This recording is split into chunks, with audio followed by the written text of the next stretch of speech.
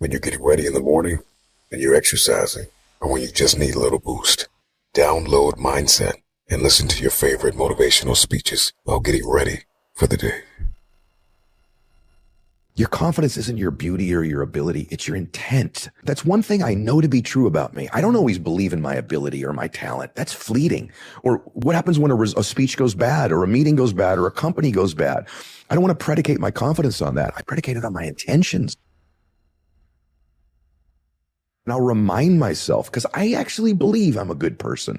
And I don't think enough people give themselves credit for being good and kind, and that they give people grace and they want to contribute and help. You should generate so much confidence from that intent to serve that you ought to walk into a room and own it, not because you're arrogant, but because your intentions are so good. It's a hack to confidence nobody talks about is intention. You validate your intention with your action.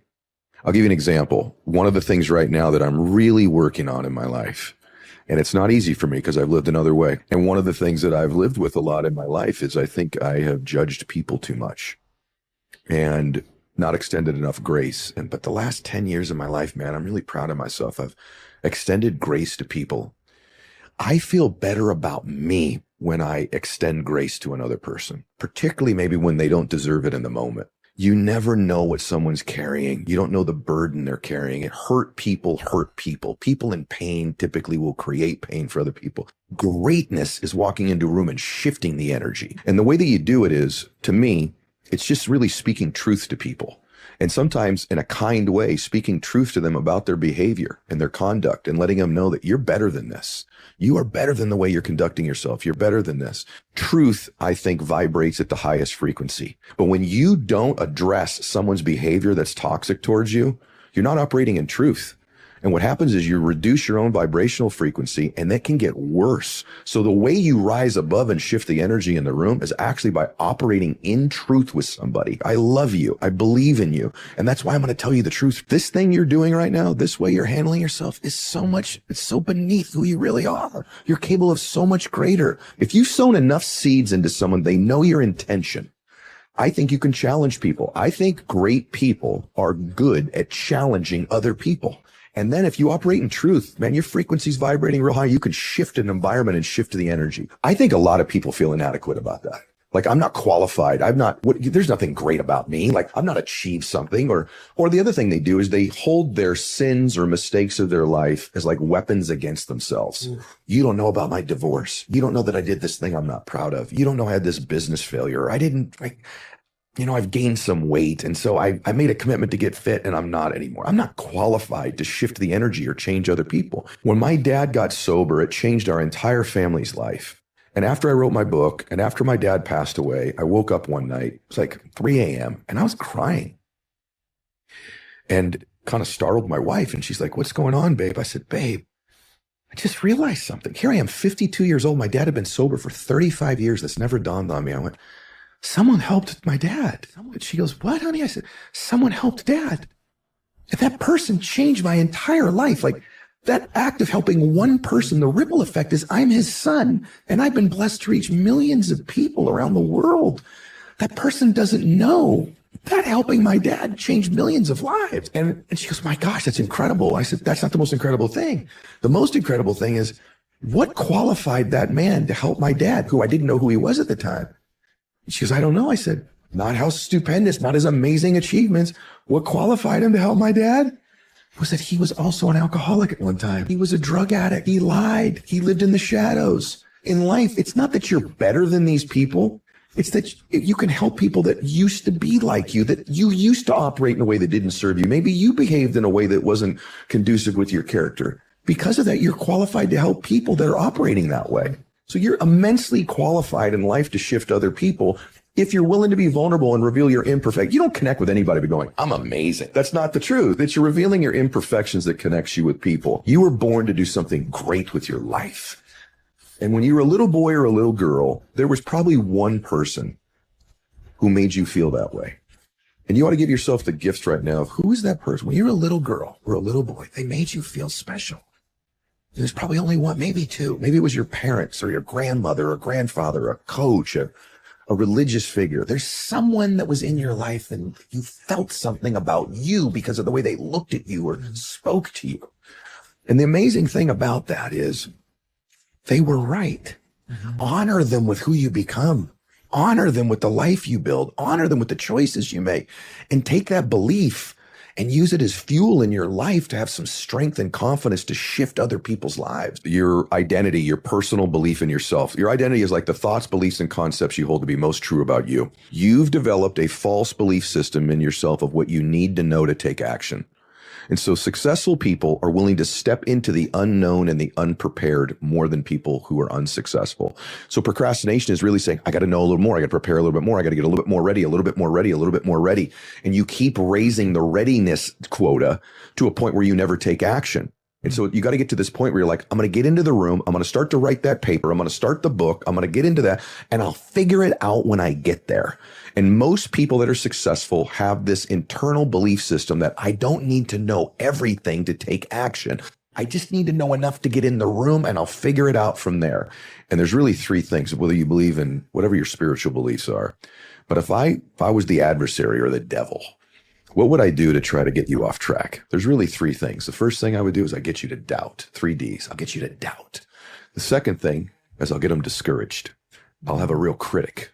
I'll have some hits. Have them have a miss or two. Swing and a miss. And the third thing, if I can't do that or I'll do both, I'll get them a bit delusional. Delusion is believing something's worse than it is or better than it is. And I get you magnifying something to believe that it's a far bigger problem than it is, far more dramatic than it is. And so those are the 3 Ds. And so it's doubt, discouragement, and delusion. And what I try to do is when I see them showing up, I go, I know exactly what this is. This is the negative coming to get me. This is trying to get me off course in my dreams and my vision and my contribution.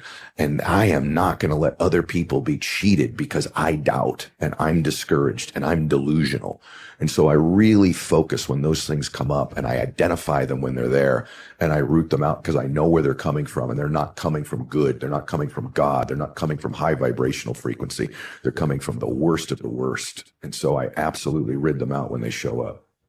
When someone's really successful, what are you working on? I go, usually their identity or their confidence. Usually those two things. And their identity is the more important thing. Now, the other thing that happens for a lot of people with their identity is they'll attach their identity to the external, to their beauty, to their performance, to their career. And then when they lose that career or they lose that NFL football career they've got, then they don't know who they are without it. So this identity should be deeply rooted in who you are, not just what you do. It's a very dangerous way to live your life.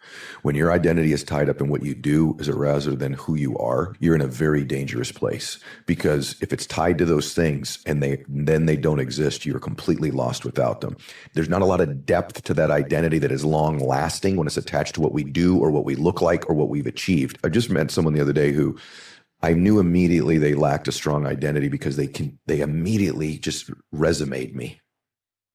I did this, I did that, I achieved this, I was written here, I was that. And I actually stopped them, but I said, I really like you.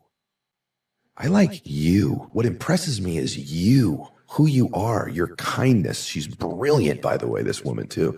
You're so brilliant. You're so kind. That's your identity. Your identity isn't your MBA.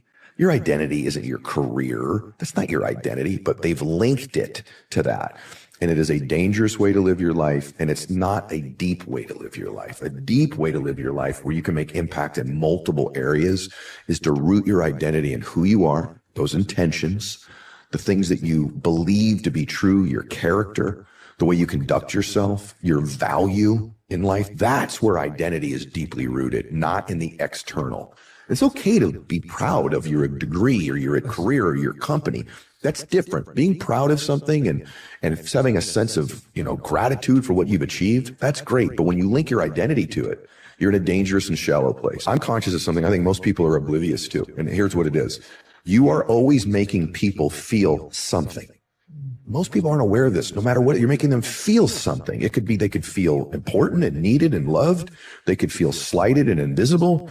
They could feel that you're demeaning to them, but you're making them feel something. So I try to really focus on my intentions. I love being around confident people, but they have these high doses of humility, which keeps them humble. It causes them to still want to learn and grow. They don't think they know everything. Those people last the longest in business and in any endeavor.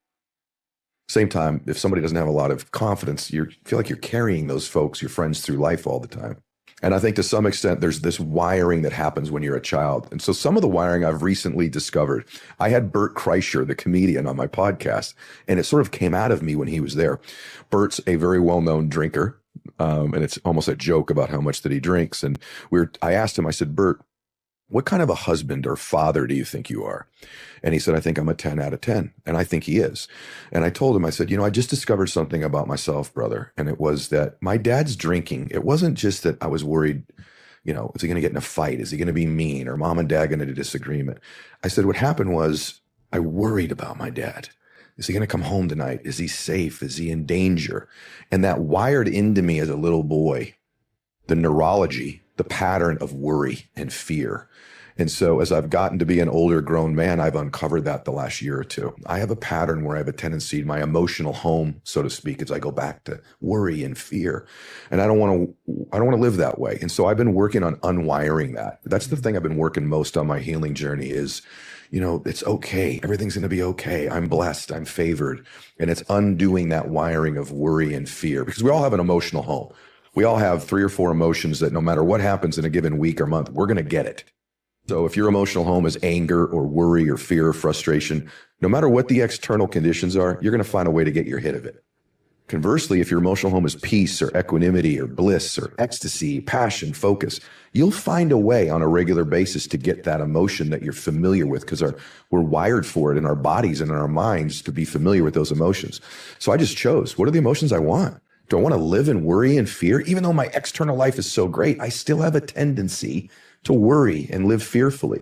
Or how do I want to live? I want to live in peace. What I've really learned to do is to choose things in my life that both are productive, but that also give me a sense of contribution and joy.